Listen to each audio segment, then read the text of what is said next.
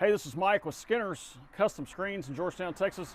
What we're going to do today is show you how to remove a double hung window screen and also how to replace it properly without damaging the screen or the window. This is what's considered a specialty screen. They're very difficult to order unless you go back to the original manufacturer. So what we do is we rescreen these in the shop when we need to have these done.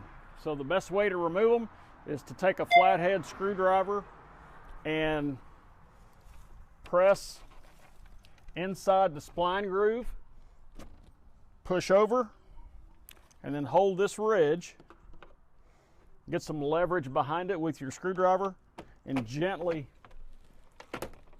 pull the one side out, and then remove that screen. Then you'll be able to clean your windows. If you need to clean your screen, you can wash your screen, or if you need to have it rescreened, you can bring it to us. We'll rescreen it for you. And then to put it back on, it's just the reverse process. You put the spring side in first, and that's usually going to be on the right side of the screen, on the right side of the window frame.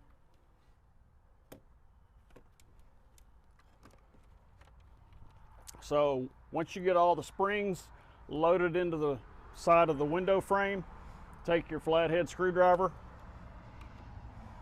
push all the way till the frame clears on the left side.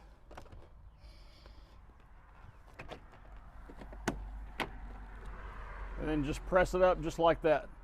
And it will bounce back. The springs will hold tension on the screen and hold it in place.